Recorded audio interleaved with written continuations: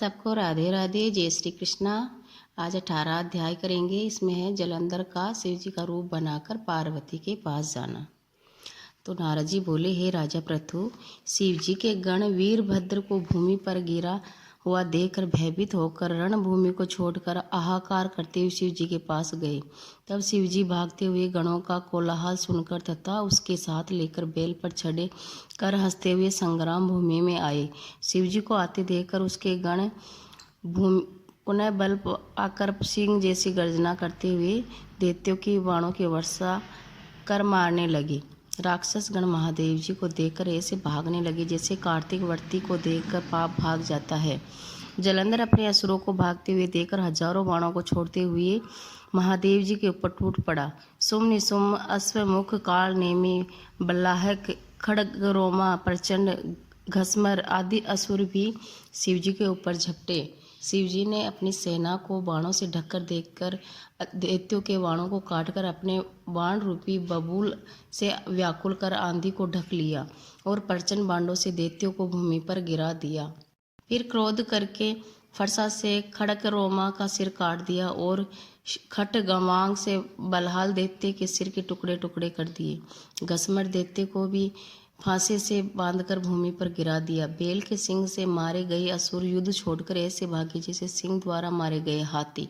फिर क्रोधातुर जलंधर ने वज्र से सम्मान शब्दों से युद्ध में शिव जी को ललकारा और उनसे बोला, हे जटाधर, आज मेरे साथ युद्ध करो। इन नरबल को मारने से क्या होगा? यदि तुम में कुछ बल है तो दिखाओ। नारद जी बोले। यह कहकर जलंधर ने महादेव जी पर 10 बाण छोड़े। महादेव जी ने हंसकर बाणों से उसके बाणों के बीच में काट दिया। फिर 7 बाणों से उसके घोड़े, छत्र और धनुष काट दिए। यह देखकर जलंधर गदा लेकर दौड़ा। शिव जी ने गदा के भी 2 टुकड़े कर दिए। अब तो क्रोध के मारे जलंधर शिव जी को घूंसा मारकर तानकर दौड़ा। इस प्रकार आते देख शिव जी ने बाण मारकर 1 कोस दूर फेंक दिया। तदुपरांत जलंधर ने शिव जी को अधिक बलि समझकर उनको मोहित करने वाले गांधर्वी माया रची। गंधर्व तथा अप्सराएं नाचने और गाने लगे। मृदंग, बंसी, ताल आदि बजने लगे। अब तो महानाद को सुनकर शिव जी मोहित हो गए। उनके हाथ से शस्त्र गिर गए। वह सब कुछ भूल गए, कुछ भी ज्ञान न रहा। तब जलंधर नृत्यगान में महादेव जी को मोहित देखकर कामाद होकर वहाँ पार्वती थी, जल्दी से उनके पास चल दिए। संग्राम में शुम निशुम को छोड़ 10 भुजा, 5 मुखी, 3 नेत्र और जटाधारों को धारण करके शिव जी का रूप बनाकर बेल पर चढ़कर पार्वती जी के पास गया। तब पार्वती जी रुद्र को आया देखकर सखियों के बीच से उठकर उनके दर्शन के लिए मार्ग में आई। तब उसने सर्वांग सुंदरी पार्वती को देखा तो अपना वीर्य छोड़ दिया और जड़ बन गया। तब गौरी उसे दैत्य जानकर भयभीत हो गई और छिपकर शीघ्र ही उत्तर दिशा में मानसरोवर की ओर चली गई। बिजली की चमक की तरह दीप्तिमान पार्वती को वहां न देखकर जलंधर पुनः युद्ध भूमि में शिव जी के पास आ गया।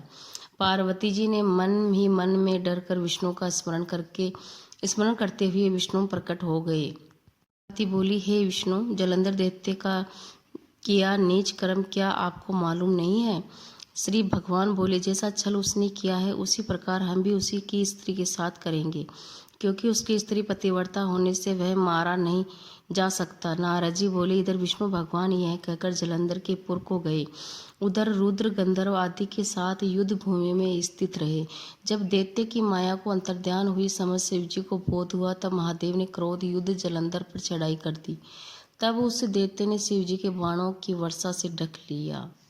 इसके साथ ही ये 18वां अध्याय यहीं समाप्त करते हैं। जय श्री कृष्णा, जय श्री राधे।